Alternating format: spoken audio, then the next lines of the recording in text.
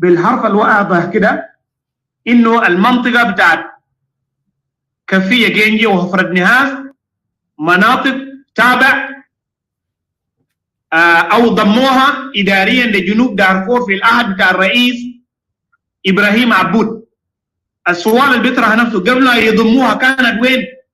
كانت تابعة لساوث السودان، وضموها بقرار صدر من الرئيس السوداني الراحل إبراهيم عبود يوم 12 شهر 8 سنة 59.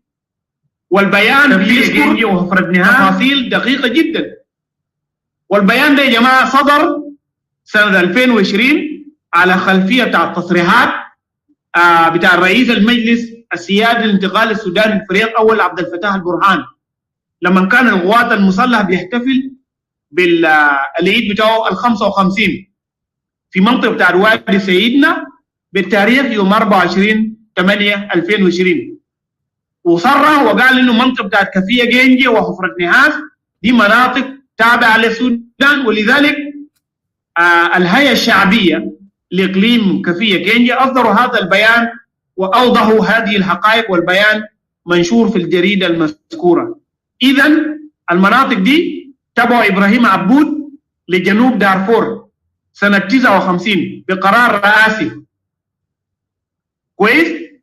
وصدر قرار ثاني بالنمرة اللي ذكروه قبل شوية بتاريخ 3 مايو 1960 من وزارة الداخلية للسادة المحافظين في جنوب دارفور إنه ينفذوا القرار ده. والبيان بيقول إنه القرار ده نشر في جازيت أظن ده اسم جريدة، في جازيت بتاع السودان برقم 947 بالتاريخ يوم 15 شهر 6 1960. ده من ناحية.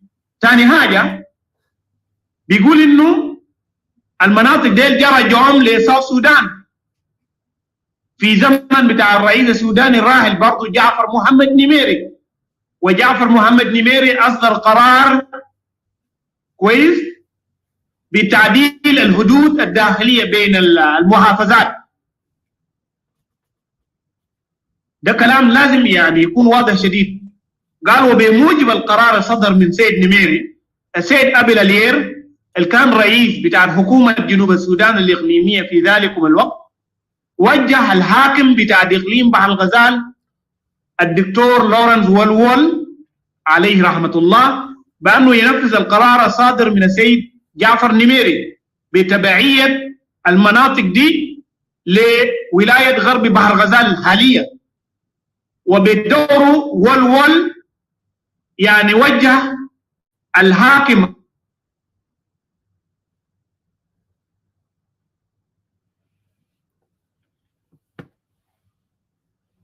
على المستوى الشخصي. تشارلز جولو ده صديق محبوب جدا لأبوي أنا شخصيا، وهو اللي كان حاكم اللي فاز في الانتخابات نظموه في جنوب السودان سنة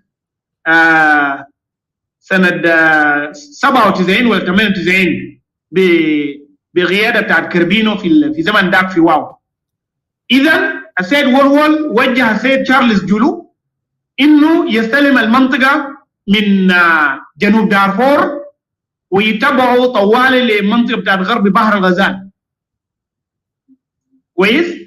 وبعد كده يتم عقد اللقاء في منطقة اللي بيسموه صفاها في مارس 85 عشان ما يكون في إجراءات بتاع تسليم منطقة كفية كينجي لولاية غرب بحر غزال.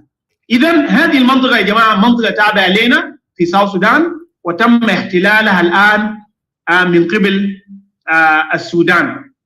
البيان بتاع الهيئة الشعبية لإقليم كفية كينجي بيواصل وبيقول أنا أقرأ الحاجات دي كآخر حاجات. البيان بيناشد وبيقول، ولا أنا ما أقرأه ذاته لأنه دي حاجات هم أنا بس ألخصهم.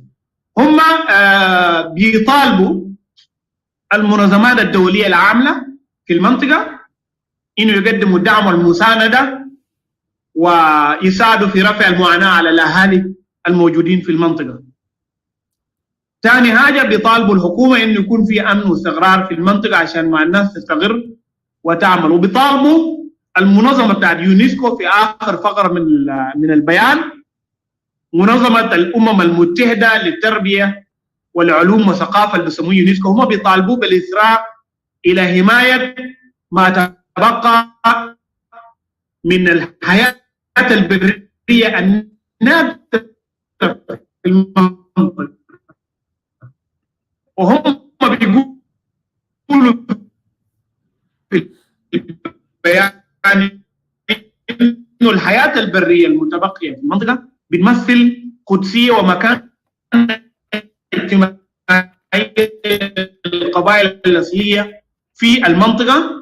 الحيوان إذا عندنا قبيلة بيعي 1 فانتو 2 اتكلمنا عن خرسانة ونيامة، وده كان مناطق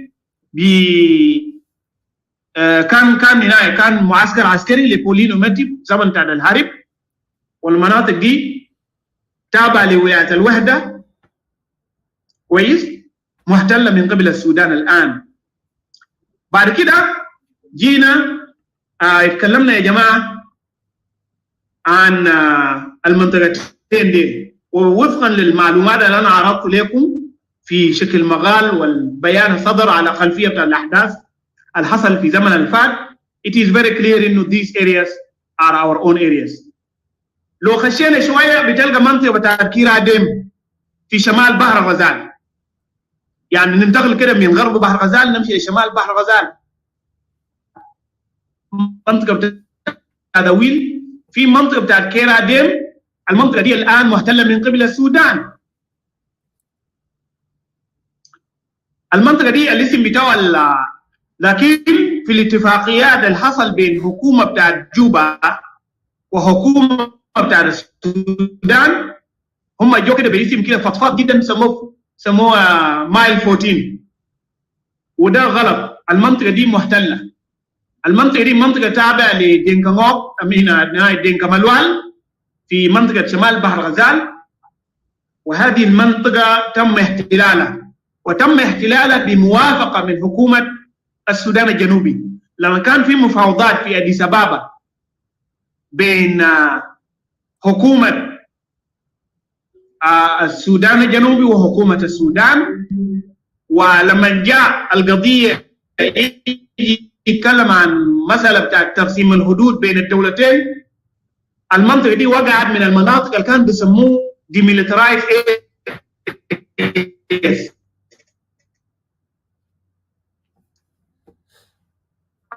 أو buffer zone، المناطق المنزوعة سلاح. وكان الدور اللي بيفاوض نيابة عن الحكومة بتاعت الشعبية السيد باغانا، ولو استضافوه هنا في الكلاب هاوس ممكن يدي تفاصيل يعني أكثر. فمنطقة بتاعت كيراديم منطقة محتلة الآن، سحبوا منه القوات والسودان بالتالي احتل المنطقة دي. So Kiradem is actually part of a Will North County with its headquarters based in Gong Machar area. Another area also which is occupied by the government of Sudan in a will is the area of Ruma Ke احتلها السودان. ناديه بالاسم لكن ميرم ده اسم مدينة صغيرة داخل منطقة كبيرة بيسموه روم أكير. المنطقة دي محتلة من قبل السودان ودي منطقتنا، فالجنوبيين لازم يعرفوا إنه المنطقة دي منطقة بتاعتنا. منطقة بتاعت ميرم ده اللي بيسموه ميرم اسمها روم أكير بلغة بتاعت أهلنا في أويل، دي منطقة بتاعتنا. يجب إنه الجنوبيين يعرفوا الكلام ده كويس. تابع لأويل. من المناطق المحتلة برضو في على النيل عندنا كتب عنه البروفيسور الدوق نيابة في الكتاب بتاعته الأخير اللي صدر عبارة عن مذكرات بتاعته. بيقول إنه ده كان منطقة تجارية وسموه كاكا تجارية لأنه التجار الشماليين جو قعدوا فوقه وفتحوا الدكاكين حقهم وبقى سوق ولذلك سموه كاكا تجارية. يعني التجارية دي ارتبط بالمنطقة دي للسبب ده. ودي منطقة من مناطق بتاعتنا في على النيل، منطقة تابعة لساوث السودان. دي الآن محتلة من قبل السودان. منطقة كيت جوان دي برضو بيحتلوا السودان. هم بيسموه مجينس لكن ما اسمها مجينس، اسمها كيت جوان. وكيت جوان قريب ده معروف يعني. There was a political declaration that was made in Kitgwang when General Simon Gadwiji Dual broke away from the SPLM-IO. He made his declaration in this area. So Kitgwang is one of the areas that is occupied, encroached upon, occupied and claimed by Sudan. And it is our area. So these are some of the areas. Some areas are in Western Baragazal, some areas are in Northern Baragazal, that are Kiradem, Rumaker, and then Kakatijare in Upper Nile, and then Kitgwang, also in Upper Nile. Right now,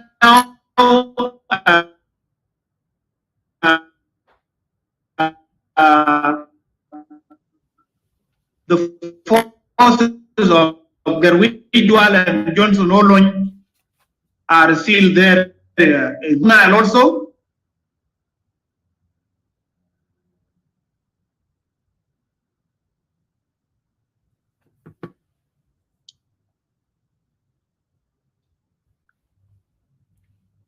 So I'm back. Abdallah, is my voice clear? يا معالي أستاذ دنجي ده يعني الشبكة شوية كده قطعت، لكن now we're hearing you good. So go and continue. Thank you. And I'm about to conclude that. One of the areas that is now encroached upon, occupied, and claimed by Sudan is the area of Wunkur. They call it Joda, but it is not Joda. The real name is Wunkur. This area is the land of Abilang Dinka in northern Upper Nile, in the Rem area. And we have a very famous singer from the Abilang Dinka by those a song about the Abilang areas, which the Arabs have written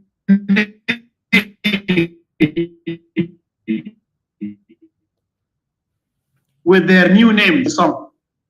So you can see that the total number of areas that are encroached upon, occupied, and claimed by the sisterly neighboring Sudan, they are 11 in number. Let me read the list for you. Number 1 is Abyei, as I said earlier. Number 2 is Pantau. Number 3 is Karasana. Number 4 is Nyama. Number 5 is Hofrat and Nahas.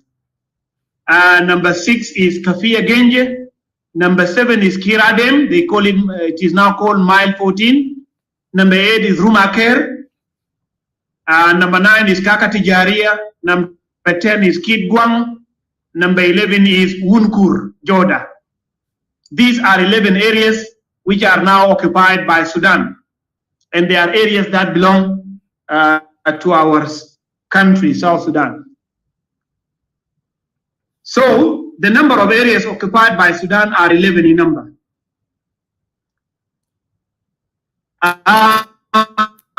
Secondly, the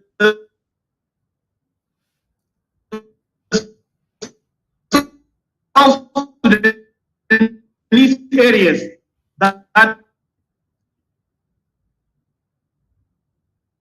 encroached upon, occupied, and claimed by, we must know them also. These areas are part of Morobo County in central Equatoria State. So these are 2 areas, Oraba and Panyumi. Number 2, we have an area that is called Geberi. I'm not sure whether I pronounce the name correctly. It is Gbari.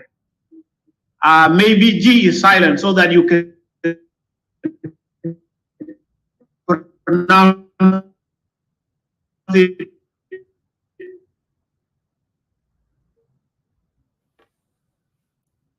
Berry, is called Gobor, and another area is called Pure, and another area is called Kiriwa.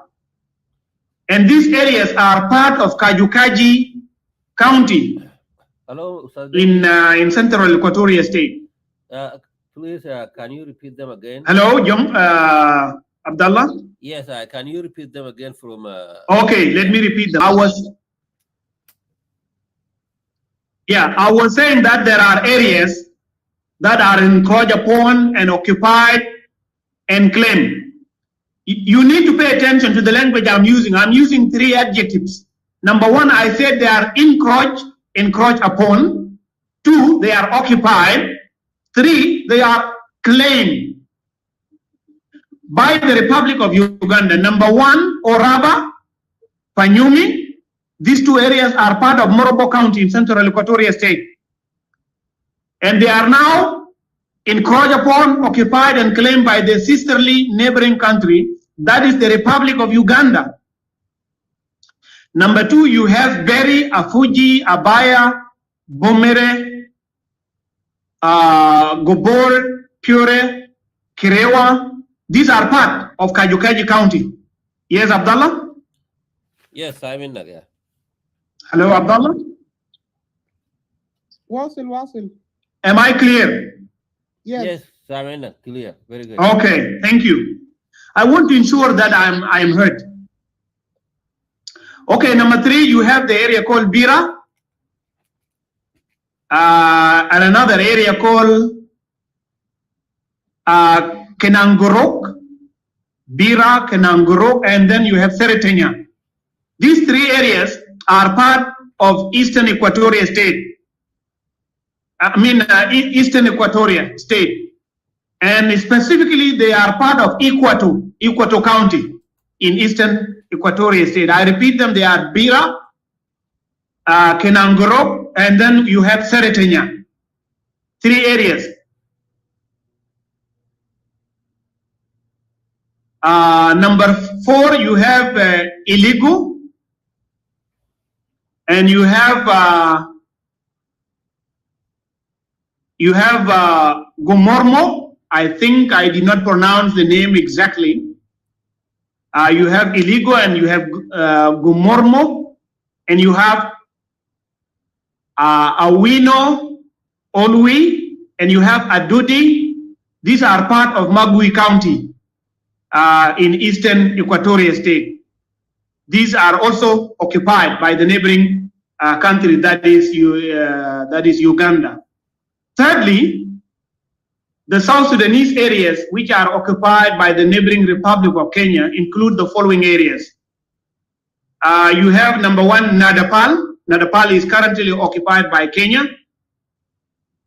And you have the entire area of Ilimi Triangle that is in Kapoita East County. These areas are right now occupied by the neighboring Republic of Kenya. And then you have the new side. New side is the area where Dr. John Garang used to live. He called it New Side, but the original name of the area is Lotimur. It is called Lotimur, but John Garang used to call it New Side. This is area number 3. Number 4, you have Namurnyang. Namurnyang area in Kapoita, South County, is currently occupied by Kenya. It is encroached upon, occupied, and claimed by Kenya. So I will give you the total number of areas encroached upon, occupied, and claimed by the sisterly Republic of Kenya, and they are 4 in number. You have Nadapal, you have Ilimi Triangle, you have Lotimur, you have Namurnyang. And again, the total number of areas encroached upon by the sisterly neighboring countries of Uganda and Kenya, they are 18 in number. And I can read the list. Number 1, Oraba. 2, Panyumi. 3, Beri. 4, Afuji. 5, Bomere. 6, Gobor. 8, Bira, 9 Kinanguro, 10 Seretenya, 11 Iligu, 12 Gomormo, number 13 Awino Olwi, number 14 Adudi, number 15 Nadapal, number 16 Ilimi Triangle, that is in Kapoite East, number 17 New Side or Lotimur, and number 18 is Namrunyang in Kapoite East. These areas are occupied by the two countries, that is Uganda and Kenya as we speak here. Fourthly, the South Sudanese areas that are encroached upon, occupied, and claimed by the Democratic Republic of Congo are as follows. Number 1, you have Kimba. Number 2, you have Lojolo. And number 3, you have Ukaba. Ukaba is part of Morobo County. These are the 3 areas which are occupied by the Democratic Republic of the Congo. Number 5, the South Sudanese areas that are encroached upon, occupied, and claimed by the Central African Republic are as follows. Number 1, you have Riyubo. Riyubo. I'm not sure whether I pronounced the name correctly, but it is Riyubo. This is part of Tombora County. And then you have another area called Basukambi, and you have another area called Sakure. These are part of Nzara County. They are occupied now by the Central African Republic. Another area is called Gangura. This is part of Yambio County. It is occupied by Central African Republic. And another area is Nabanga. It is part of Iba County. It is occupied also by Central African Republic. So the total number of areas encroached upon, occupied and claimed by the Central African Republic are 5 in number.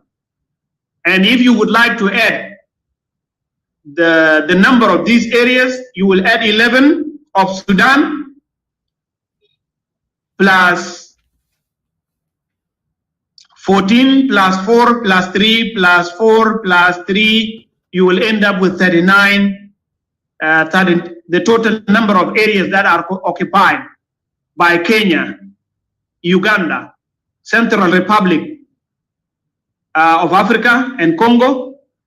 The areas that are occupied, and also by Sudan, the number of areas, the total number of areas occupied by these countries is 39.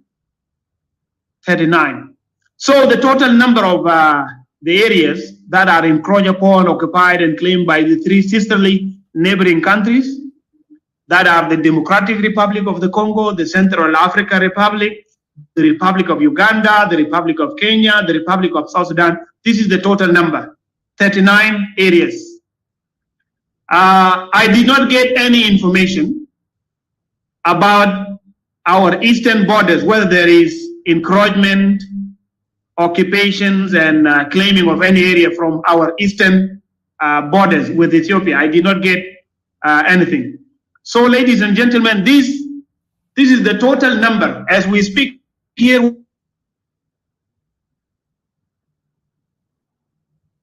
we have 39 of territorial integrity of the Republic of South Sudan, which are occupied by these countries.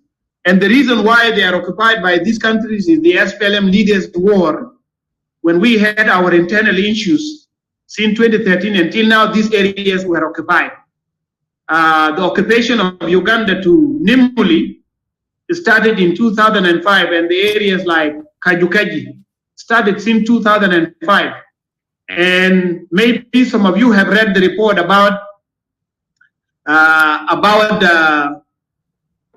Ugandan army clashing with the SSPDF soldiers on the border, and report that talk about the killing of our soldiers, the SSPDF soldiers, because of the border issues. Some of you might have been following the report, the press report about this, the media reports. So as we speak here, this is a reality. The country was plunged into the war, and when we were at a war, the neighboring countries encroached upon our areas, they occupied them, they claimed them, and now, with our leaders still busy with what they call the implementation of peace agreement, they are silent over this issue. And if we spend another 10 years, you will be surprised that 40 or 50 other areas which are part of the territorial integrity of South Sudan are occupied. And this way, we will come to be surprised, or will come to discover that our country is taken by the neighboring countries, and that the size of our country is trimmed. And it become a very small size. So it was very important for us to come, ladies and gentlemen, and talk about these issues, because these issues are very important. Now, I have talked about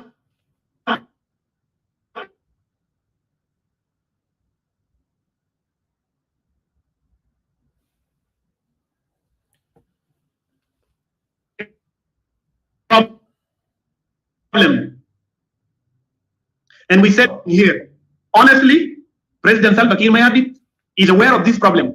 The first Vice President, Riek Machar, and all the officials of the government are aware of this problem that we are talking about. But they are not concerned about this problem, because it is not their priority right now. As we saw, they are concerned about what they call maintaining. They are concerned about maintaining their positions in the government, maintaining power. President Kiir himself is very much concerned about maintaining power and his position as president of the country. Riek Machar is very concerned about maintaining his position in the government as first vice president. And none of them is concerned about the territories that are encroached upon, occupied, and claimed by the neighboring countries. However, there must be a question that we need to ask, and this is a fundamental question. Why are the leaders of South Sudan not concerned about the territorial integrity of South Sudan being encroached upon, being occupied, being claimed by the neighboring countries, and the leaders are silent? Why? What is the reason? What is behind this silence? We need to investigate this as citizens of South Sudan. Whether we are opposition or government, we need to investigate this. Why are our leaders silent? Our leaders are silent for a number of reasons. Number one, they are in a weak position. They are politically weak, and the country in a state of fragility. There is no internal cohesion. And so our leaders are politically weak. Our leaders are engaged with maintaining their positions in the government. They are engaged, they are concerned about their longevity, their political longevity in the government, in power. This is number two. Number three, we have diplomatic relations with the neighboring countries of Uganda, Kenya, Central African Republic, Congo, Sudan. We have good relations with these countries. But the fact that we have good relations with these countries cannot make us keep quiet when they encroach upon our areas, occupy them, and claim them. But our leaders are in weak position. Why? Because most of our leaders have their families in Kenya, in Nairobi, in Kampala, in Uganda. And that's why they are silent. They have a lot of common interest between them. You will remember that when the civil war broke out in 2013, it was Museveni of Uganda that brought his army to defend the government of President Salva Kiir. And therefore, President Salva Kiir is now silent over the issues of the border between Uganda, and every time our soldiers are being killed by the Ugandan People's Defense Forces on the border, and the government is silent. I read a number of press reports that the two governments in Uganda and in South Sudan will sit down and solve this problem amicably or peacefully. But as we speak now, nothing has been done. And this one started since 2014. And then again, it was repeated in 2016. Recently, in 2021, in 2020, and then again 2021, this one was repeated. And the people of South Sudan are not happy that their areas are encroached upon, that their areas are occupied, that their areas are claimed by the neighboring countries. The name of the areas that I have just read out for you here are mentioned in the National Dialogue document, which is called Final Recommendations. It was the people of South Sudan that raised these issues of the areas that are encroached upon, occupied, and claimed by the neighboring countries.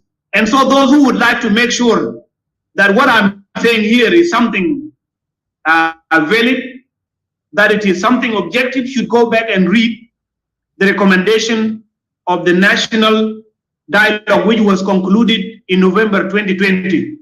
And prominent national leaders were part of that, such as Dr. Aldo Ajo were part of it. And those of Simon Kunpoch were part of this dialogue. And many other prominent elders of South Sudan. So the people of South Sudan have recommended in the final recommendation of the National Dialogue that these areas must be claimed back by the government. But since the National Dialogue was concluded, none of our leaders talked about this issue. And the reason why we are talking about this is that time is going, and over time, we will lose these areas if our government did not talk about this. So it is very important. South Sudan is a very big country, and the size of our country is now shrinking as a result of the neighboring countries encroaching upon our areas, occupying our areas, and claiming.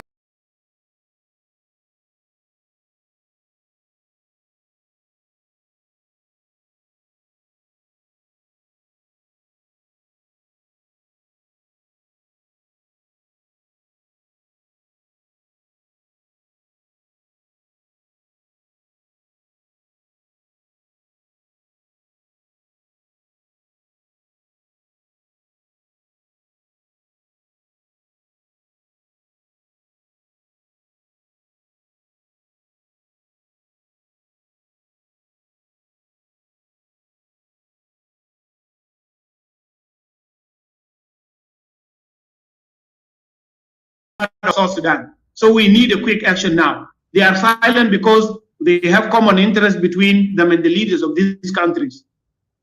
Nadapal and Ilimi Triangle is an old issue. It dates back to 1980s between Sudan and Uganda before the independence of South Sudan. And Kenya would like to take this area because it has oil. And people are silent on these issues because they are afraid that their relation would break up with the neighboring countries. But with the advance of time, South Sudanese will definitely lose these areas if something is not done. So to reach a lasting, what is the solution? What is the solution so that we can reach a lasting and peaceful solution to the issues of the border between us with Sudan, between us and Congo, Central African Republic, Uganda, and Kenya? For us to reach a lasting and peaceful solution to the issues of border or boundaries between our country and the neighboring nations, and the areas that are encroached upon, occupied, and claimed by the sisterly neighboring countries, the following must be done. Number one, there must be a dialogue. The government of South Sudan must be engaged in dialogue with the sisterly neighboring countries on the issues of border. And the dialogue must ensure that all our areas that are encroached upon, occupied, and claimed are brought back. Number two, the government must provide, in her dialogue with the neighboring countries, the government must provide the historical evidence that proves that these areas are part of South Sudan. And there is no doubt, the information is there. So these are some thoughts, or these are something the government of South Sudan should do. But I'm afraid that they will not do this, because right now they are doing nothing, and they are likely to stay that way without doing nothing now and in the long run. So I am afraid. This is one thing. So you see, ladies and gentlemen, the civil war, the 2013 civil war, and the problem of our leaders and the division of the people resulted into our country being taken by the neighboring countries. We need a very big size of land, because in the long run our population will grow. We will have a lot of children, and those children will need that land to occupy and settle in. It is our land. We have our international boundaries that are recognized internationally, and our areas must be brought back. So this is what we can say about those territories. Ladies and gentlemen, I have talked a lot today about this issue, and I think I will have to stop here. But before I stop, I would like to say some few points in Arabic, because I've been using English for a long time, and our audience who may get this message in Arabic, I think are lost, or they are not catching up with us. فيا جماعة دي المناطق اللي تم احتلالها من قبل دولة السودان ومن قبل جمهورية كونغو الديمقراطية وجمهورية افريقيا الوسطى وجمهورية يوغندا وجمهورية كينيا. دي المناطق اللي تم احتلالها، وعدد المناطق دي كلها 39 منطقة، وبالتالي المساحة الجغرافية لجمهورية السودان الجنوبي بيتم تقليصها، وبمرور زمن إذا ما عملوا حاجة المناطق دي خلاص بتتشال وما هتبقى جزء من البلد بتاعتنا. فكان مهم جدا إننا نتحدث عن مناطق تابعة لسيادة السودان الجنوبي تم احتلالها من قبل دول الجوار، والمناطق دي مناطق بتاعتنا بلا شك، ونحن قلنا إنه دي مشكلة، والقيادات بتاعتنا السياسية ما قادرة تتكلم عن الموضوع ده حاليا لأسباب كثيرة جدا.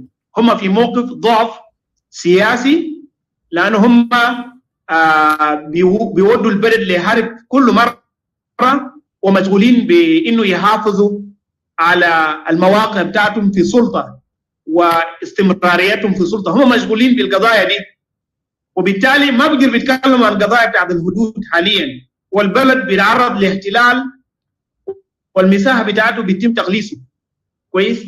أنا قلت برضه واحد من الأسباب اللي بخليهم إنهم يعني ما يتكلموا عن القضايا دي، لأن عندهم مصالح مشتركة ما بين الدول دي، دول الجوار اللي احتلت مناطقنا دي. وقدمت مثال قبل، قلت مثلا يوغندا دي دولة جارة وعندها مصالح مع الحكومة،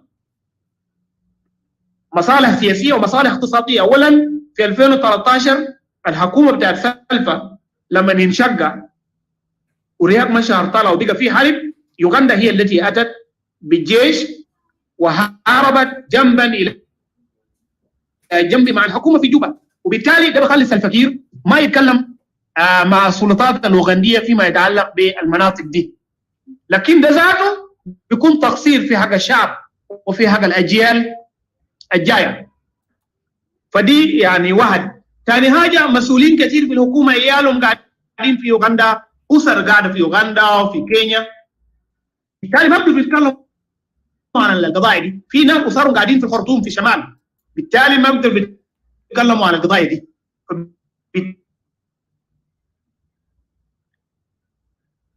نحن بنتكلم هنا منطقة بتاعت أبياي محتلة، نحن بنتكلم هنا منطقة بتاعت بانتوم محتلة من قبل السودان، نحن بنتكلم هنا منطقة بتاع خرسانة ونيامة محتلة من قبل السودان، حفرة نحاس كفية كينجي محتلة من قبل السودان. كيرا محتلة من قبل السودان، روما كير محتلة من قبل السودان، كاكا تجارية محتلة من قبل السودان، كيت جوام، ونكور اللي بيسموه جود ده منطقة تابعة لدينكا أبلام محتلة. يعني عدد 11 منطقة بتحتلها السودان في الحدود الشمالية. كويس؟ ومناطق كثيرة جدا في الحدود الجنوبية بين كونغو وسنترال أفريقيا ويوغندا وكينيا محتلة، والقيادة في جوبا صامتة. كويس؟ القضايا دي لابد يتم إثارتها ويتم النظر فوقه، لأنه بيتم تغليظ المساحة الجغرافية للجمهورية السودان الجنوبي، وبمرور وقت البلد بتاعنا بيبقى صغير جدا، وده التقصير في حق بتاع الأجيال، لأنه البلد ده عنده مستقبل.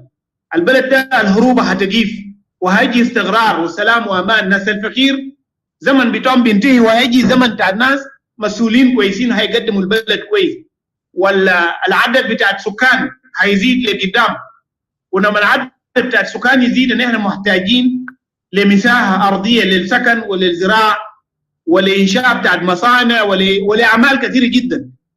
وبالتالي التفريط في ضياع بتاع مناطق تابعة لسيادة جمهورية السودان الجنوبي تقصير كبير جدا، وده موضوع ما مقبول. احنا قدمنا حلول لهذه المشكلة، قلنا انه الحكومة في جوبا تدخل في حوار مع الدول الشقيقة الجارة لإدارة حوار سياسي دبلوماسي فيما يتعلق بهذه المناطق، ولضمان أن هذه المناطق تعود إلينا. الحكومة لازم تقدم معلومات تاريخية حول هذه المناطق كدليل يقنع الأطراف الثانية، والمناطق دي تم احتلالها يعني في زمن قريب جدا. فدي بعض الحلول اللي نحن بنقدمها يعني. كويس؟ ده مهم جدا انه كان نتكلم عن المناطق دي، وانا حديثي عن المناطق دي ما هتكون الليله وبس، هيستمر، وانا لسه بجمع معلومات عن المناطق دي. والمناطق دي يا جماعه ذكرت في التوصيات الحوار الوطني، عشان كده اسماء المناطق انا قريت لكم ده قبل، انا ما جايبه من عندي، انا شايله من توصيات الحوار الوطني. والحوار الوطني كان برنامج عمله الرئيس واشرف عليه ناس كبار في الدوله، يعني الدس، فوق ناس زي الدو جو، فوق ناس زي سايمون كونفوج وغيرهم من الالدس والناس الكبار في الدوله. كويس؟ وده شعب بتاع ساوث السودان يا قال انه المناطق دي شالوه، ده مناطق بتاعتنا ولا بد يرجعوه في الحوار الوطني. والقياده الان بتاخذ الشعب ما شغاله بالموضوع ده. كويس؟ فدي القضيه نحن ناقشناها الليله. انا بجيب كده استاذ عبد الله قرن وتكلمت باطاله شديد، لكن كان لابد انه نحن نتكلم بشكل ده. فانا بجيب هنا، وشكرا لو في اي اسئله او نقاشات انا متاح. شكرا كثير استاذ دنديب. ده معلومات. استاذ عبد الله انت موجود؟ يا سامعني كده؟ سامعني وين؟ في كلاب هاوس؟ انا بعرف استاذ عبد الله لو بعيد ولا وين. مايك حقه فاتح، يمكن يكون الشبكه ضعيف عنده. What you use؟ استاذ عبد الله فتح المايك لكن we are not getting him. ما كده ما سامعني؟ Yes. اوكي وي. المهم استنى نعمل له مسج. استاذ عبد الله هل تسمعنا؟ سامعني كده؟ Brother Abdullah, are you hearing us? Yes, I'm hearing you. Do you hear me?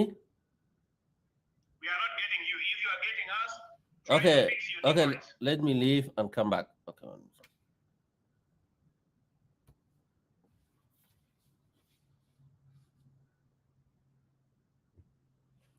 Hello? Do you hear me now? Yes, you are clear now. Welcome back. Okay, شكرا أستاذ دنجي دايوك. معلومات مهمة جدا أنت قدمته، وده واجبنا نحن كأبناء جنوب السودان إنه يعني نصل لهذه الفهم إنه لازم ندافع عن أراضينا في جنوب السودان.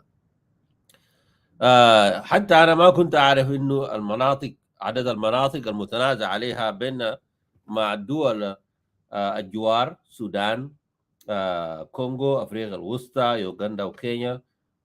هي جملة يعني 39 منطقة 39 places. فدي انتباه مهم جدا. للاسف الشديد انت ما ذكرت انه الحكومه الان الموجود في جنوب السودان ما مركزه في القضيه بتاعت الحدود، وقضيه بتاعت الحدود دايره باور من الجفرمنت، لانه الان الحكومه مشغوله بالحفاظ على السلطه وتقسيم السلطه، لكن الاشياء المهمه زي دي ما في تركيز عليها. والحدود داير باور، يعني انت لو بقيت مسكين ما عندك باور، يعني حقك يشيلوا منك، حتى مرتك ذاته ممكن يشيلوا منك انت لو ما عندك اي باور.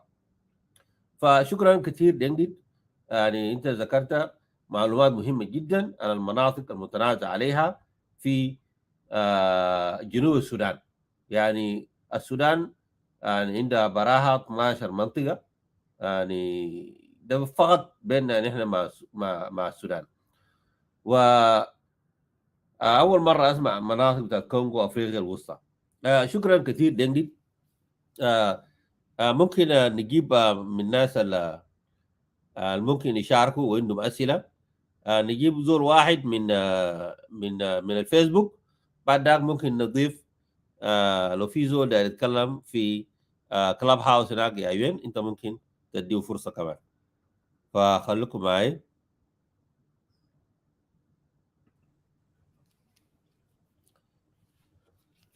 هلو مستر ديفيد. هلو ديفيد مساء الخير. مساء نور. الليل بس أننا في الليل، ما Okay, دارس في يوغندا. I know. Yeah, thank you for your concern. Now it's night in Juba, and we're talking about the border.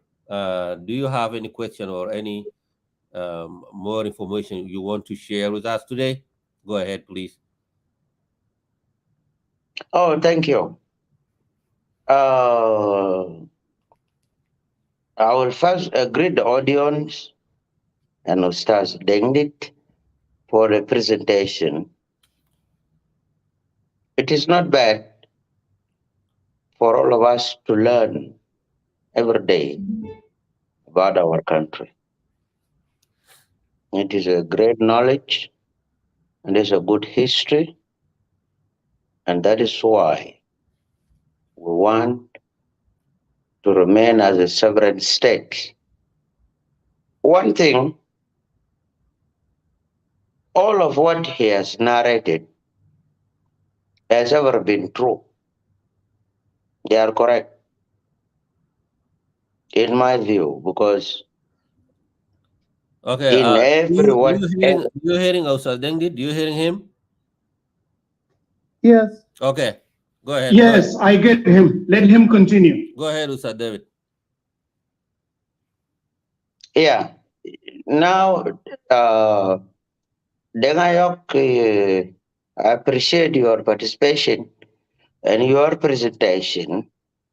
And this is what we need as a people, to know exactly what are we doing tomorrow for a country, not what a country is doing for us tomorrow.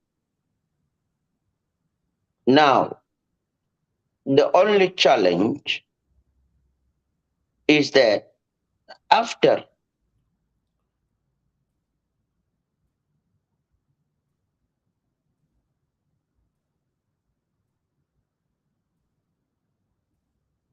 Yeah, sorry, David is cutting. I think network in Juba is very, very. yeah, it's very fine.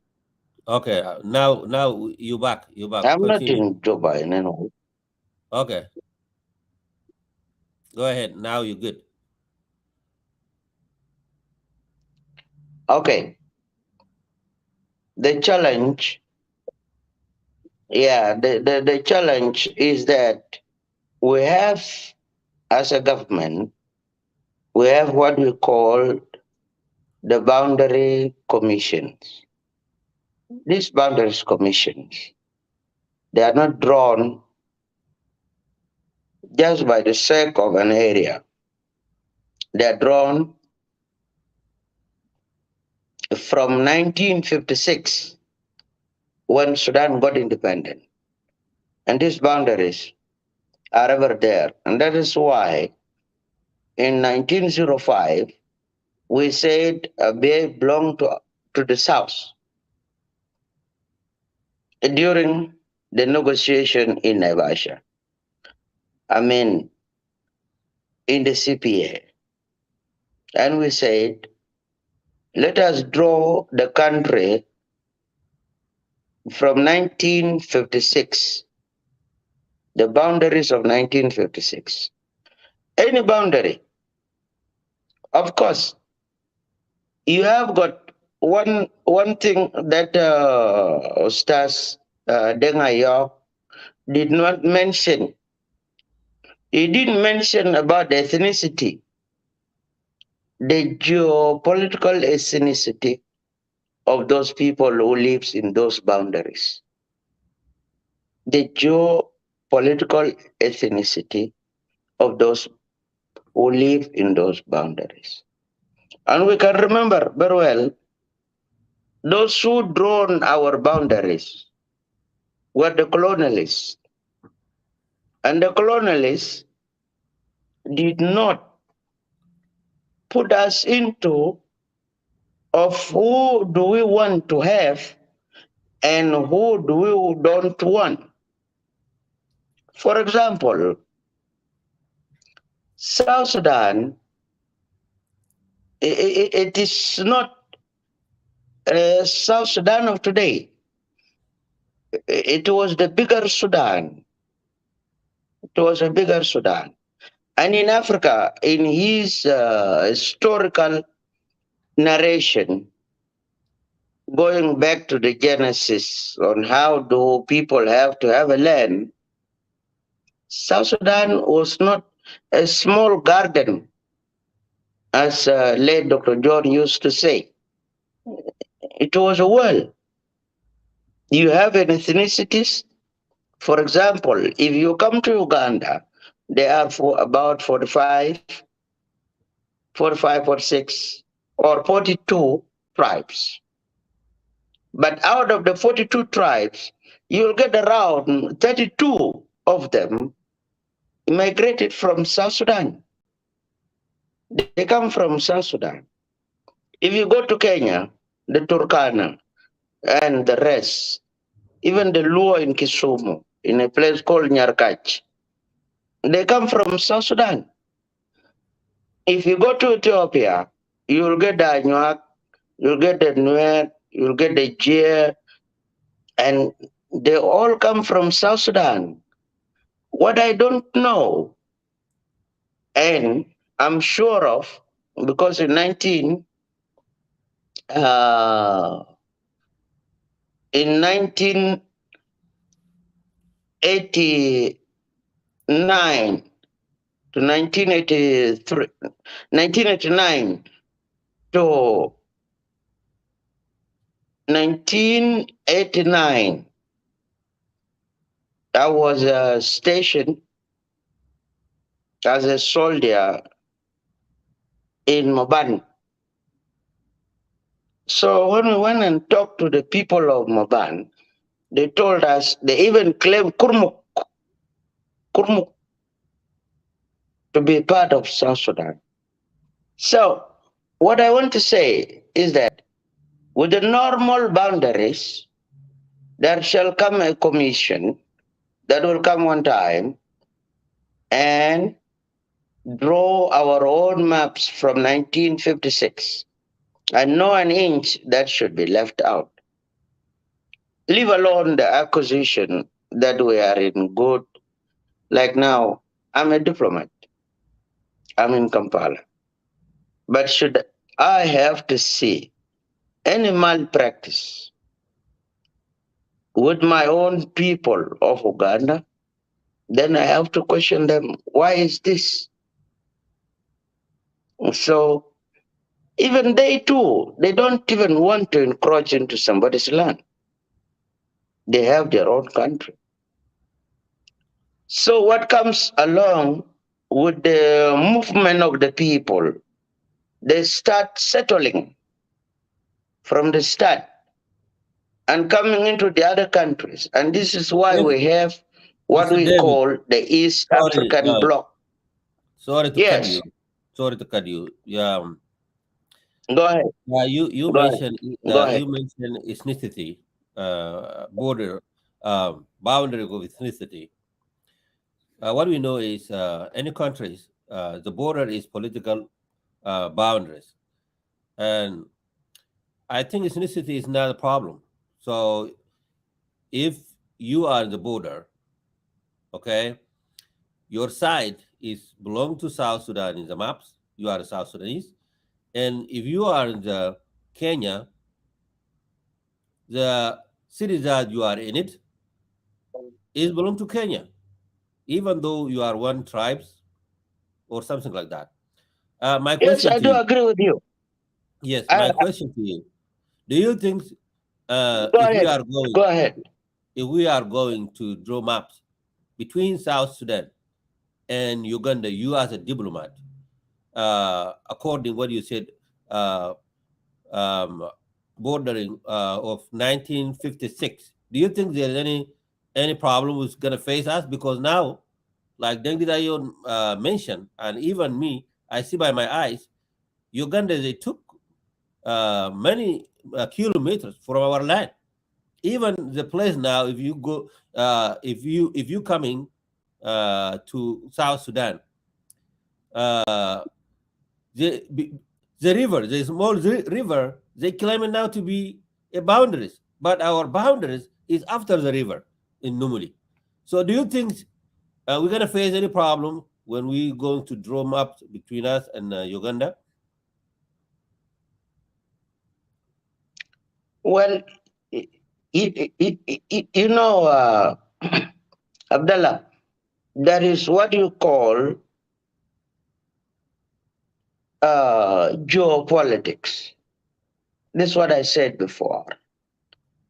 And as the presentation of Ustaz Dengayok was excellent in terms of bringing who is there in that border. In the border, for instance, when we went to Ethiopia in 1983, we were received by Nuer. And we asked them, what are you doing here? They said, no, they are Ethiopian. We said, okay, for us, we are a Sudanese. We came to take refuge. And they went and talked to their counterpart who were Ethiopian or Amara or whoever. And then they said, there are people from South Sudan who came here. Disregarding that we speak the same language with them, and they said they are Ethiopian.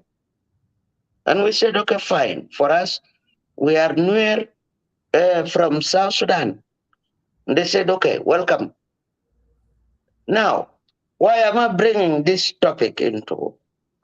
First of all, the colonialists did not ask us who to leave out and who to bring in into our boundaries. And that's why I said, even President Obama, one time, he said his own grandparent immigrated from a place called Barel Ghazal.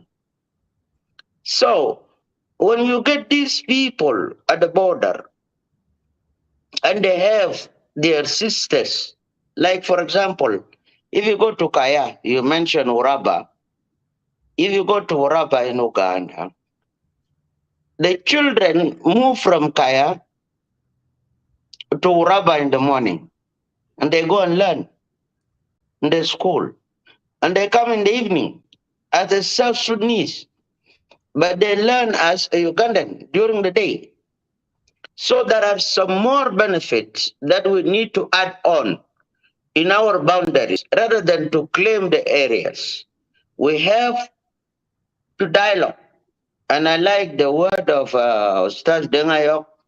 in his conclusion, he said, yes, geographically, these are our areas, but we need to dialogue. Therefore, we need to give in the services in those boundaries, except the other boundaries with the other countries, like Sudan, and the case of Abyei is separate from the list because Abyei is in the CPA. It will not take 100 years before the contest of Abyei comes up as a war.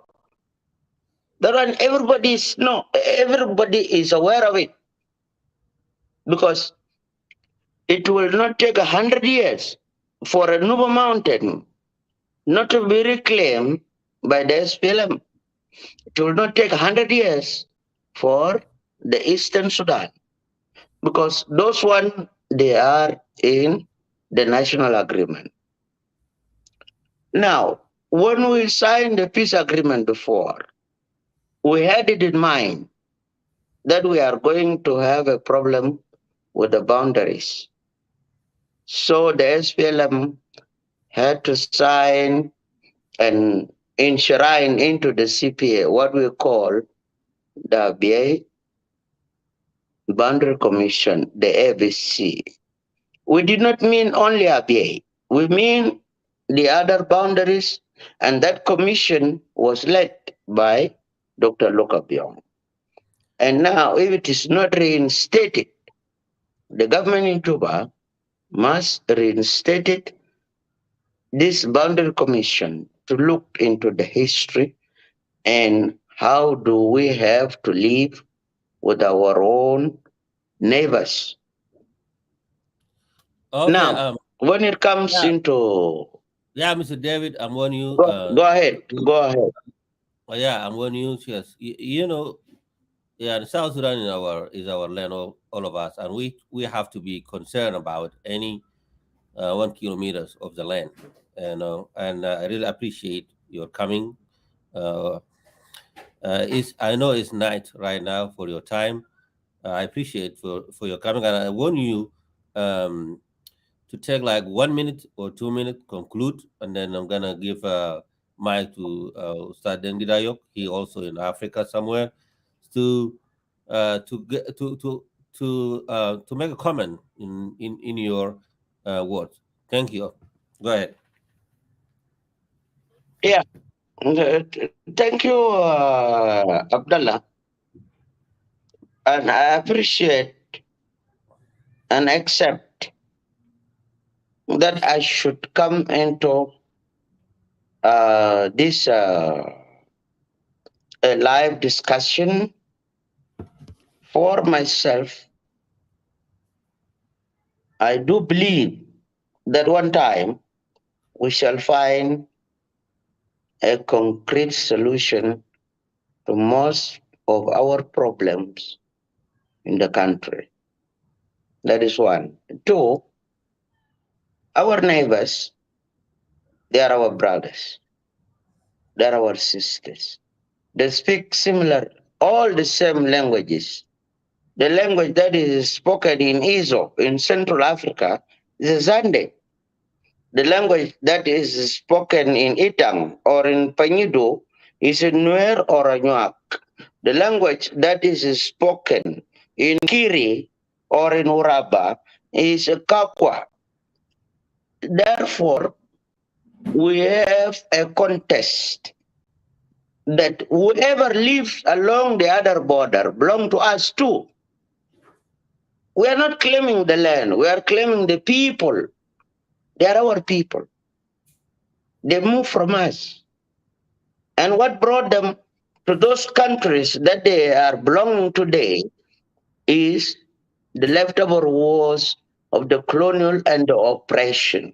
Therefore, if we got an independent, like now we are a free nation, we should treat them right, to give them all right of the passage, wherever they belong.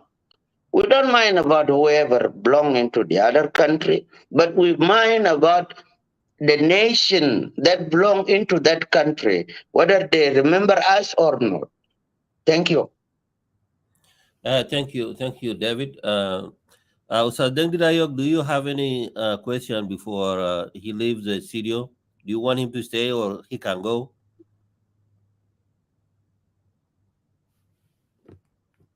Yeah, I want him to say so that he can get my response. Okay. Thank you, David, and just stay a little bit, and Dengdayok will comment in your speak. Thank you. I will be I there. want to make sure And that I the like speaker his is indeed presentation. David Amor. Is that David Amor? Yes, it's David Amor. David Amor Major. Yes. Yes, David David Amor Amor Major Majur, Bani. if I'm not mistaken. Yes, you're right. You correct. Yeah. Yeah. Go ahead. Okay. You're right. Okay. Go ahead. Thank you, David, for your interjection and talking about the topic. I agree with you in most of the point that you talked about. Point number one is that South Sudan is a sovereign country that has a territorial integrity, which is a place where it exercises its sovereignty and its political jurisdiction. And this one must be respected by the countries that we share the region with in accordance with the international conventions and laws that call for or call on each country to respect the border of the other country. This is point number one that I would like to affirm. We are in a region of East Africa, and there are so many countries in the region.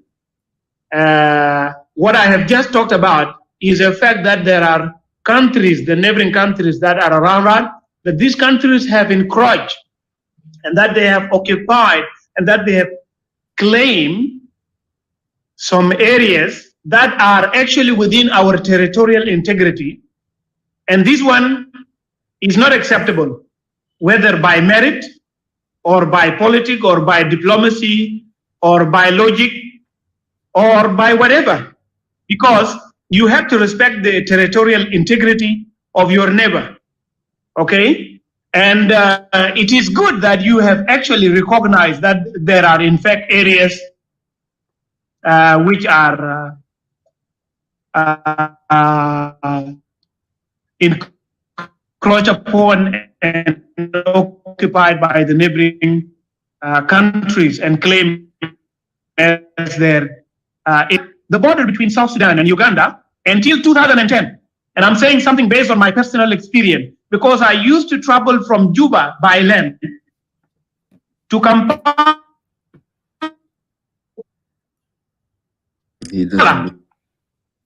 So I used to get out from Juba, then from I go to Uganda through Numili. And on the way, hello? Are you getting me, guys? Yes, We can hear you. Dan, can you mute yourself, Dan?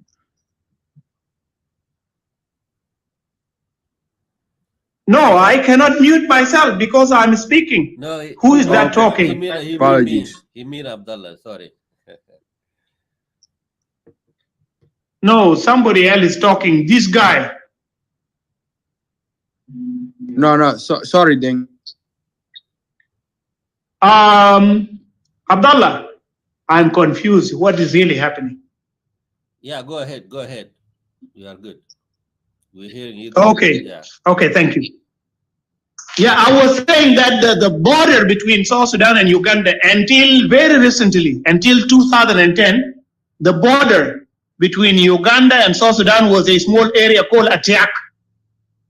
Atiak is far away from Nimuli by 5 or 7 miles. I'm not sure really, but it is not very far away from Uganda. So when I used to travel from Juba to Kampala by land, we traveled from Numili. When you reach into that small area called Atiak, there was migration office, the Ugandan migration office. They check our passports and then they allow us into Uganda and we pay the small fees. The small fees or the money that is paid on the border. so that you are allowed to enter. That was until very recently, 2010, before our independence. But as we speak right now, Uganda has left back, they left the Ugandan migration office. It's inside Numili, as we speak here. And based on so many reports, the press and media reports, the UPDF of Uganda have been involved into clashes with the SSPDF, and our soldiers have been killed because of this issue. So this issue is a sensitive issue. And because I understand that Uganda is a sisterly country, a country that has good relationship with us, that's why I said there must be a dialogue between the two governments so that this problem is resolved amicably. The fact that we enjoy a good relationship with Uganda and the fact that it is a sisterly country. Ustaz Deng, as I said before. Yeah, David, let him finish. Just let him finish. Go ahead, Abdullah. Yeah, let him finish, and then you can interject. Okay. Okay. All right. Okay then. So this one did not talk about the ethnic groups in those areas. In fact, I did not mention any ethnic group. My concern was to talk about the areas and where do they belong to, and that's what I did when I was talking. For example, but I mentioned some areas. For example, I said Pantau is an area that belongs to Ruweng, and Ruweng, of course, you know, is inhabited by the Dinka. When you go to areas like Wunkur is an area that belongs to Dinka Abilang of Reng that are in northern Upper Nile. Kakatijaria, I'm not sure whether I'm not sure because I need to check my geographical information whether it belongs to the Cholo Kingdom or to the other part. And then you have the McGuinness and you have Rumamir. These are our areas. Rumamir.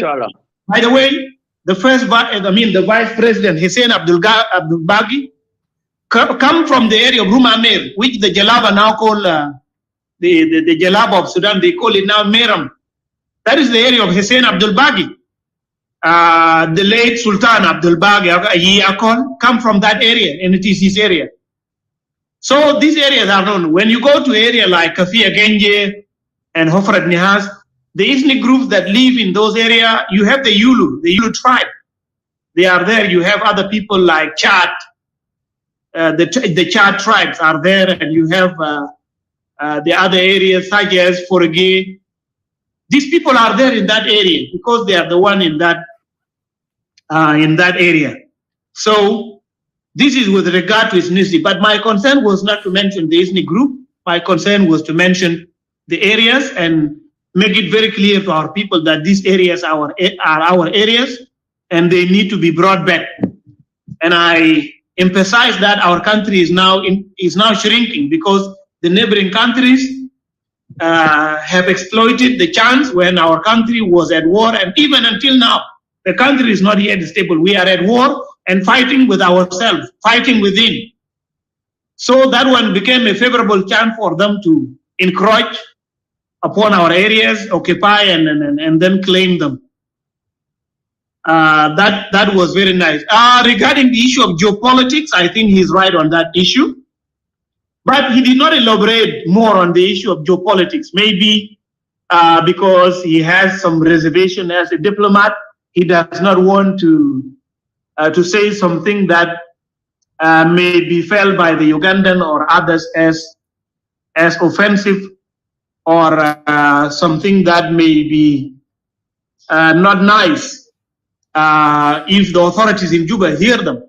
But I respect that. I understand that because diplomats are always people who speak in a very diplomatic way, and they don't want to injure the feeling of others or hurt the feeling of others. But we are speaking here with diplomacy, but with also openness. We are telling the facts. We don't want to hide anything. He said also, whoever live on the other side of the border belong to us.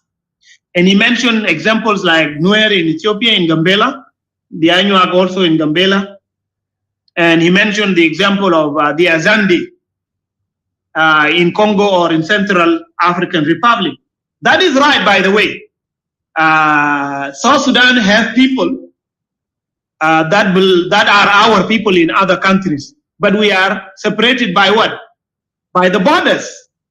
We have borders that are internationally recognized, and the importance of these borders is that they show where the limit of each government in each country is, or where that the power of the authority of each government in every country ends.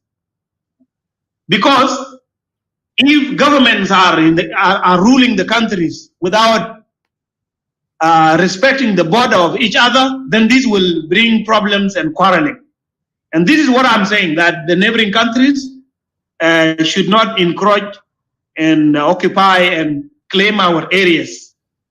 And I reminded them that the international law give us this respect, or give us this right to respect the border of each other, and not jumping into the toes of others. Because when you jump into my toes, then this later on can cause problem. But we don't want problem. We want to solve things amicably through diplomacy. And you are a diplomat. You can speak better about that issue. He said whoever live on the other side of the border belong to us. And he said we are not claiming the land, but we are claiming people. You know, there are two things here. He said we are not claiming the land, but claiming the people. There are no people without land. Every people have got a land. So we are claiming land. Our own land should not be taken by others, despite the fact that the people who are on the border are actually our people. Like we have Zande in South Sudan, and we have Zande in Congo and in Central Africa. But there are internationally recognized borders between these countries.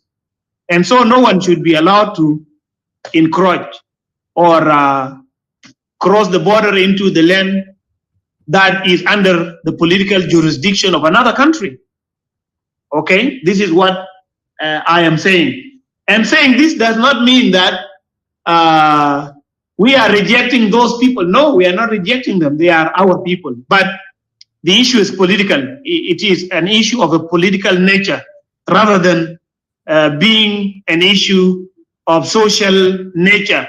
You are having people who are actually relatives interacting. No, interaction is allowed, but no one should like cross his border and go into the border. You are a diplomat and you are aware that issues of borders internationally are crucial issues, and history is full of a lot of battle, a lot of wars. People fought because of their borders.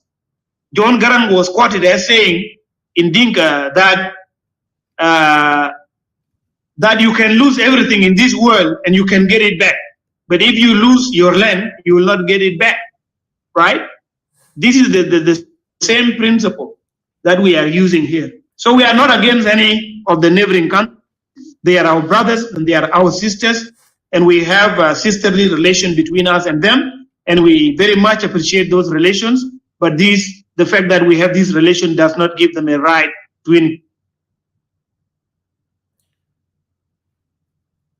Okay, your voice is cutting, but I want to make sure, Ustad Dengdid, you're done, because I want to give the mic to David. Dengdid, are you hearing me? Yeah, just 1 second, David. I'm going to give you the mic. Hello, Dengdid? Dengdid, are you hearing me? Yes, Abdullah. Okay, thank you. You're done, right? I'm done, yes. Okay, thank you. I want to say to Dengdid and David, actually, we are claiming land. Yes, the people who live in the border are brother, but we are claiming the land. Like Deng did mention in Kafia Ganji, there are some tribes like Binga and Sahara and Krech. Uh, some of them they are in Darfur, in Niala, in those areas. They move there. Now they are citizenship, and also they can claim to be a citizen of South Sudan. In this case, if they decided to go back to South Sudan to live there, they will gonna be a citizen of South Sudan. But we are claim land. Uh, Thank you, Sas Dengdit, and thank you, David, for your patience. And now I'm gonna give you the mic to make a comment on what Brother Dengdit said. Thank you. Go ahead, David. Yeah, David, unmute yourself.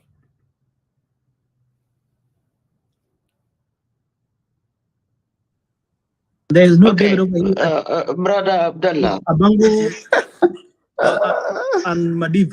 Yeah, sorry guys, we are live. Nadi 007. We, Nadi 007. yeah, okay guys, we are live on Facebook and you and Clubhouse. So we are the team of Facebook now. After David, we're gonna give you the chance on Clubhouse page. Go ahead, Okay. David.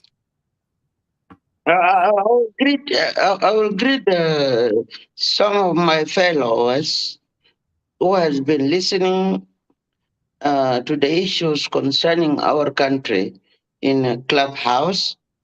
Though I have a problem, whenever I logged in into the Clubhouse, I don't find a room.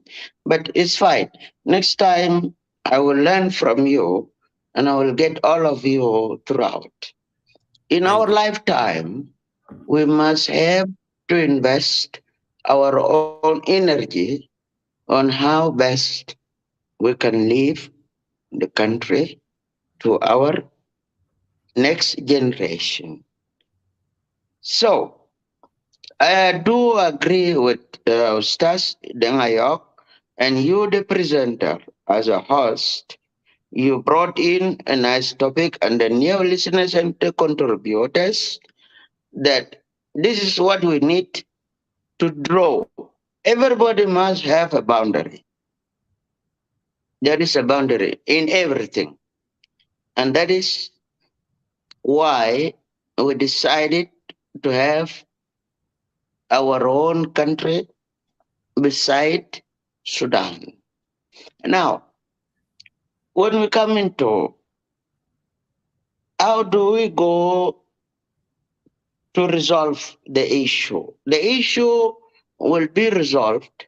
One, there is what you call the regional integration of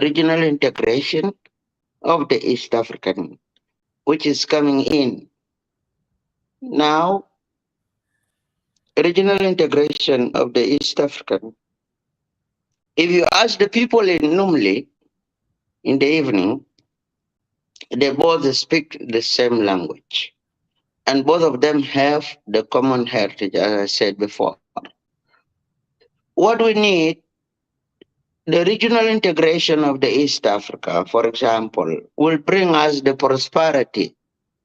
All those ethnicities that used to belong to us and immigrated to take the land with them because they move with the land.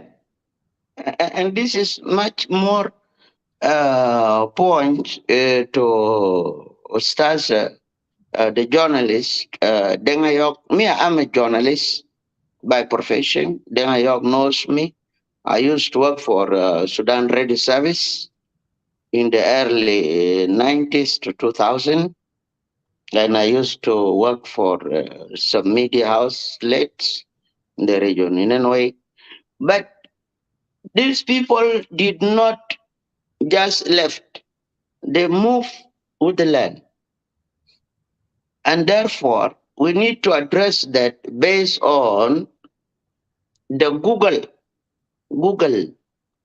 satellite, the map of 1956. That one will come up later on in the future.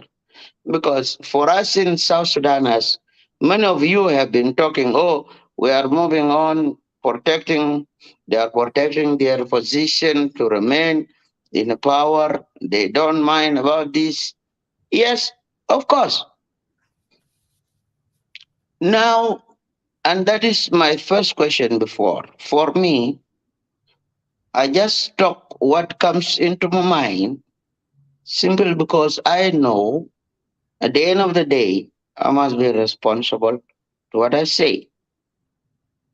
Majority, the government that we have in South Sudan right now, if we go into the politics, the five vice president, do you think they will have a time to debate about who is encroaching at the backyard of South Sudan? You're a journalist. Leave politics. To me, I don't think so. I don't think so. Unless we have to finish with what we are into now, which is the government of compulsory coalition because of a war. I do call it compulsory coalition just for the sake of the people to live. That's why President Kiir had to give in whatever position which are not even universally recognized in any way. But I'm sorry to say this. People like the think tank, Dengayog and the rest who are listening, we have got much more of our people who have got an education will come up at one point to come and say, this is what and this is how we should proceed from here. Now, those areas that we have mentioned are not going to be left alone because there is what we call the Boundaries Commission. Boundaries Commission was founded in 2005 during the CPA, was headed by Dr. Luca Don't Byungdeng, speak on that, please. who was then a minister. Can you Yeah, mute yourself, but please? we need to Yeah, go ahead, David. Go ahead. come again. Yeah, go Okay, ahead. Yeah. so yeah, we need to revisit all this because totally I do agree that there must be a boundary. There must be a boundary in anything, regardless of whatever. But again, when we come into the East African integration or the bloc, recently we were joined by Congo, who had never been a member of East Africa, and we need to share all those common borders so that we get services, we get commission, and we get development across the borders. And as we propose, and the rest of you might agree with me, that those boundaries were not meant in our concerns. They were meant to divide us.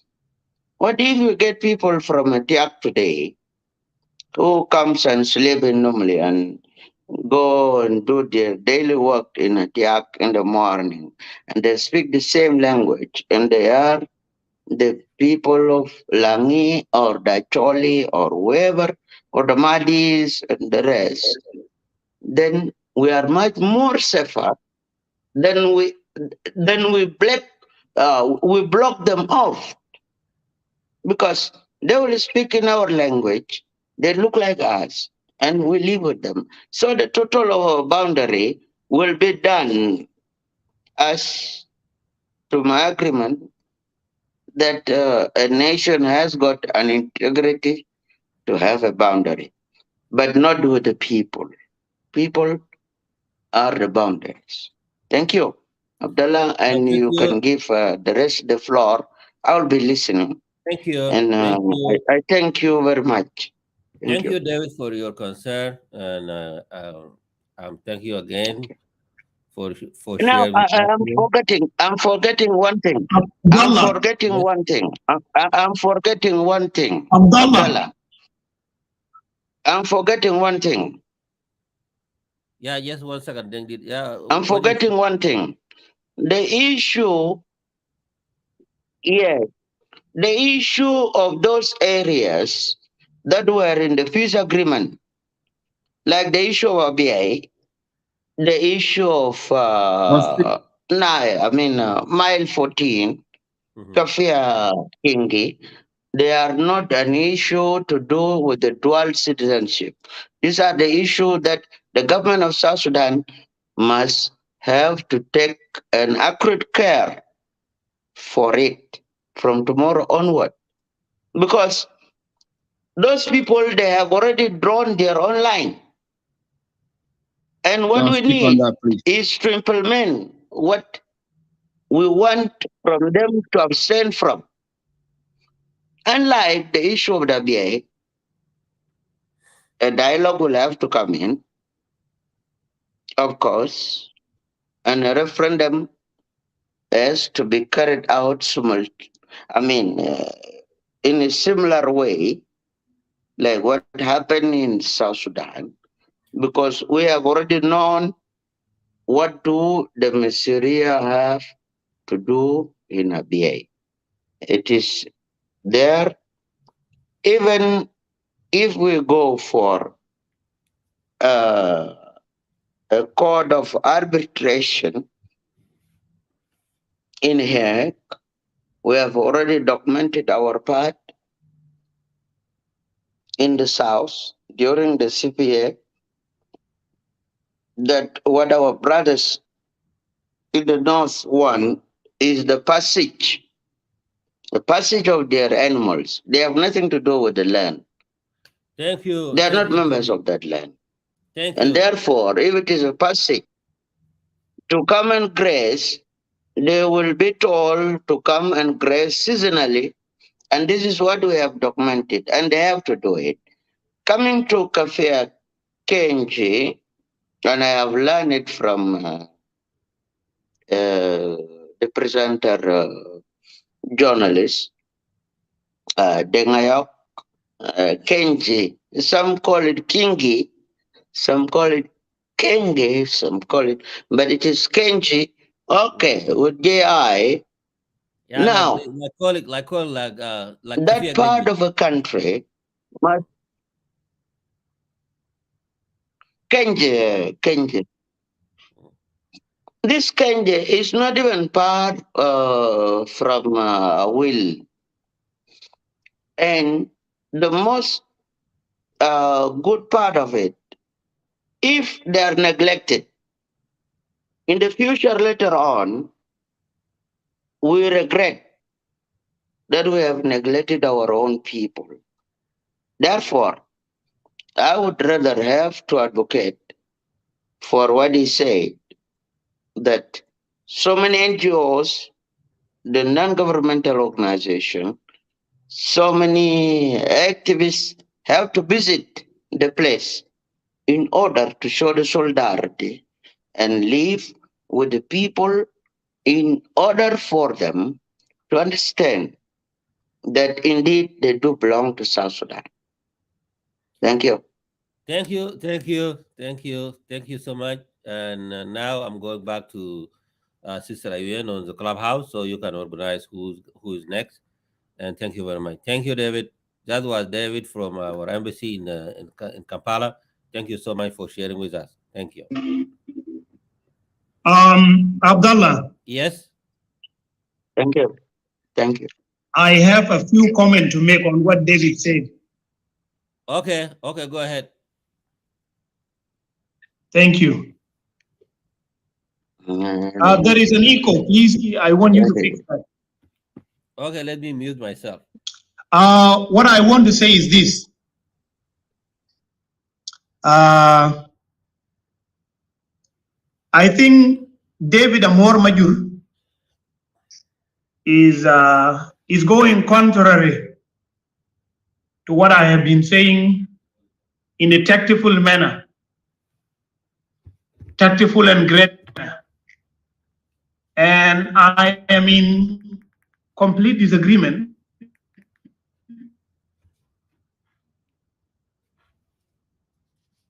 in the latest point he made of himself in the point he made. Point number one, he said those boundaries were meant to divide us. This saying or this argument is an argument that people are making on the continent of Africa in the context of Pan-Africanism. And we are all Pan-Africanists because we believe in one Africa. But despite the fact that Pan-Africanism is there as an idea, and it is an idea that does not recognize any boundaries between the African people, we still believe in borders. Why? Because the idea of one united Africa or the United States of Africa is not yet made practical up to now. So until it is made practical, then we will say there are no borders or boundaries between one people of Africa. But as long as there are governments and countries, there must be borders. You have people in the world today speaking about, you have the Kenyan professor. He's always talking about this. And I have always taken note from what he said. The Kenyan professor I'm talking about is the man that is Professor Patrice Lumumba, that is PLO Lumumba, who is tackling African issues always. He has always mentioned this, and he's right on that. You have also Julius Malema of South Africa. When there was an issue of xenophobia in South Africa during by the end of 2019, when South Africans were killing other fellow Africans from other African countries, he told the South African that what you are doing is wrong, because these Africans who have came to South Africa are not foreigners here, because they are African, and he said no African is a foreigner in any African country. So even I don't believe in us calling other African nationals foreigners in an African country.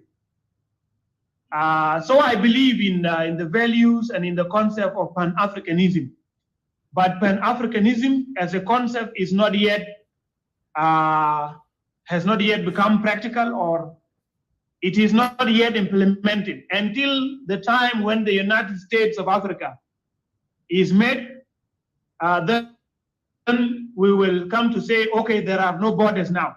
Even within the United States of America, there are 50 states. There are borders between the states. And those borders are for the sake of administrative purposes. So it is the same thing in Africa today. So when you say that those boundaries were meant to divide us, and you mean to say here that those boundaries were drawn by the colonialists, does not mean that we should not talk about our own areas. And when you say this, you actually mean to undo what we said here, and this is not acceptable. I'm in full disagreement with you on this point. The other thing, he talked about dual citizenship. Yes, there is what we call dual citizenship today in the world, but even dual citizenship is controlled by laws. There are laws in each of the two countries where there is a dual citizenship, and those laws have to be respected by the citizens. So another thing, he talked about referendum. I have never heard in the whole, in the entire civilized world, that there can be a referendum on the issue of a border between another country and another country. It never happened. A referendum is usually organized on a national matter within one country, so that the people of the same country should vote for one of the two options. But there is no referendum between a country and a country. So this one does not make sense, Brother David. I don't know what did you actually mean. It doesn't make sense at all. And here you came in to undo what we have been saying, and this is not acceptable by any means. You also talk about international arbitration. I don't believe in international arbitration, and I will not be among the supporters of any international arbitration on the issue of borders. Why? Because we have learned a lesson from the issue of international arbitration on the issue of borders. When the case of ABA was taken to The Hague in 2009, in July 2009, what was the result? The result is that we lose some areas that are actually part of ABA. We lose them to Sudan. So that international arbitration which took place in The Hague was not actually fair for us, the people of South Sudan. And therefore, I am against any case of borders of South Sudan to be taken to any international arbitration. I'm aware that the issue of ABA, the Hague-based international court used the ABC boundary, the ABA Border Committee report, the ABC report. They used that one as a basis for their verdict or for their final decision. But that was not fair to the people of South Sudan. And for this reason, I don't encourage any issue of the border to be taken to the international arbitrations. So these are some points I disagree with David. And David, please be courageous. You are a diplomat. You said you are a diplomat. And at the same time, you are a nationalist. You should not be shy. You should not shy away to talk about these issues. Is it because you are in Uganda and we mentioned Uganda? No. There is a time you will come back to your country. Even the Ugandan national know this. And for your information, the whole northern Uganda is our land. From Numili up to the Karuma Fall is our land. The Ugandan knows this. It is in their history. It is taught in their school syllabus. Finally. It is part of our land. But due to some historical circumstances and the agreement made in the early 1950s, by the end of 1950s, we lose that land to Uganda. And Idi Amin, who used to be the president of Uganda, is an Acholi. Yep. He's actually a Sudanese, and even Joseph Kony and others are part of us. So you have to be very clear. And there is another issue I need to add here so that the dialogue does not become an issue between me and David. Others are in the room and they need to have a say. Another issue which I want to say, there are 2 points. This brother called, I don't know how to pronounce his name, M-A-D-B. Please keep quiet. You will be given a chance. In our constitution, we have something called National Bureau of Statistics. I don't know whether this National Bureau of Statistics really exists. Because if this office exists, they need to collect a data about those areas which I have talked about earlier and keep the information so that when people are looking for the information, people can go there because it is like a national center for the statistic regarding any national issue. Okay, this office should be functional. I have never heard this issue, this establishment or this office talking about any of the national issues. This is one. Two, there are a lot of maps of South Sudan, Most of these maps are made by the international NGOs, and they are not fair in those maps. For instance, when you look at some maps, the Ilimi Triangle in some maps is already annexed to Kenya.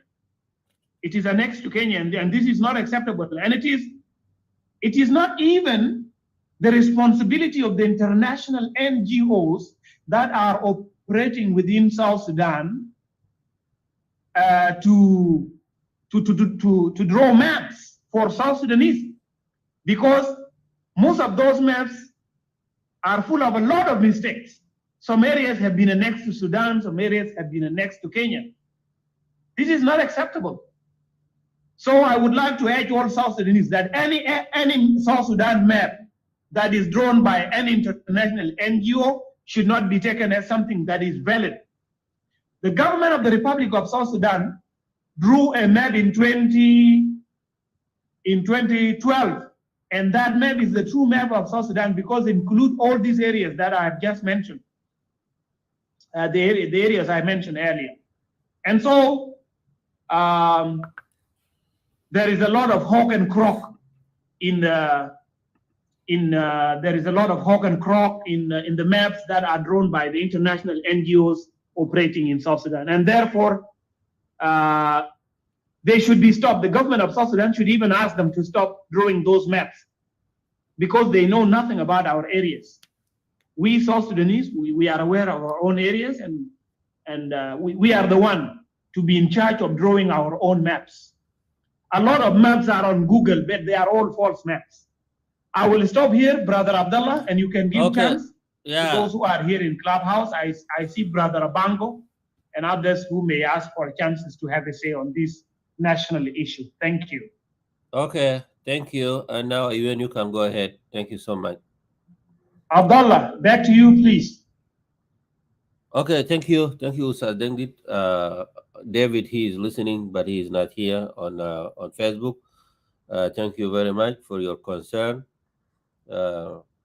أنا بدي المايك لأيوين عشان يعمل أورجنايز للناس اللي قاعدين في الاستديو ممكن يشاركوا وشكرا جزيلا.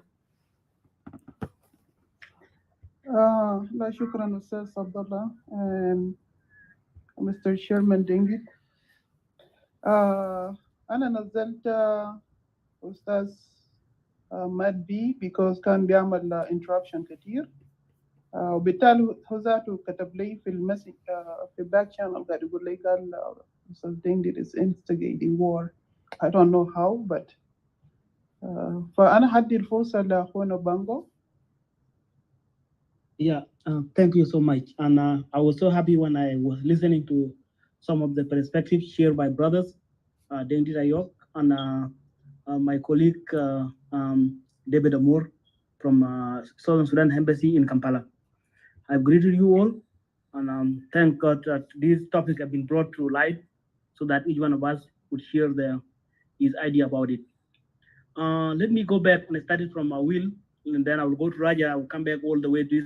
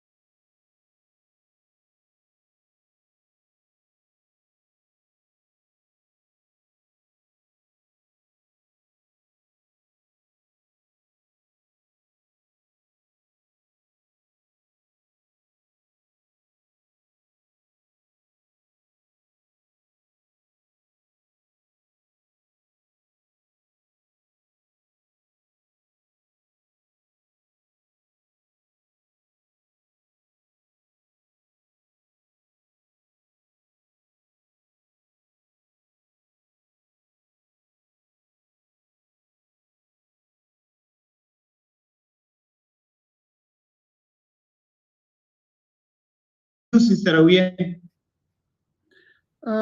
Yes, I do believe that we just came to the end of the room. أستاذ عبد الله عندك أي كلام آخر ده تقوله قبل ما ندخل الغرفة؟ يا نحن جينا لنهاية الغرفة. طبعا زي ما قبل أنا ذكرت في البداية، ده مواضيع مهمة جدا، يعني مواضيع بتخص الأرض، هي مواضيع مهمة.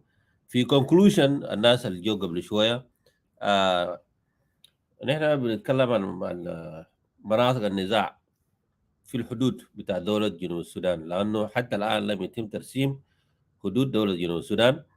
هنالك 39 منطقة الآن claim by the others by our neighbor countries. الجملة كلها 39 منطقة، ودينغ دايوك he is concerned about this، لأنه لو نحن استمرينا بهذا المنوال ثاني 10 سنة، يعني ممكن الناس يتوقلوا لمناطق أبعد من ال 39 الآن المذكور في الدول الجوار من السودان، كينيا، يوغندا، كونغو، أفريقيا الوسطى. 5 دولة عندنا معاهم مشكلة بتاعت حدود في 39 منطقة. they claim is their land and originally is our land. عشان كده نحن جينا نتكلم عشان الناس ما تنوم، ودي قضية وطنية الناس لازم تتكلم عنها عشان أراضينا ما يشيلوا. نحن عملنا استغلالنا، وانت لما تعمل استغلال لازم تكون عندك الاستعداد انك تحافظ على هذا الارض، تحافظ على هذا الوطن اللي انت يعني اكتسبته بقوة السلاح. يعني بعد مرور زمن من الحروبات نحن وصلنا للاستفتاء، لكن لو ما قوة السلاح لما كان نحن وصلنا للاستفتاء. انا بشكر الناس اللي شاركوا معنا هنا في فيسبوك والناس الموجودين في كلاب هاوس. South Sudan is our land and we are concerned about any threat or any national security issues. Have a good evening and have a good morning where you are, and thank you very much Deng Dayok for your concern. Thank you Sister Ayuen وكل الناس اللي شاركوا، وشكرا كثير. شكرا everybody. شكرا أستاذ جنديد، أستاذ عبد الله، وكل الناس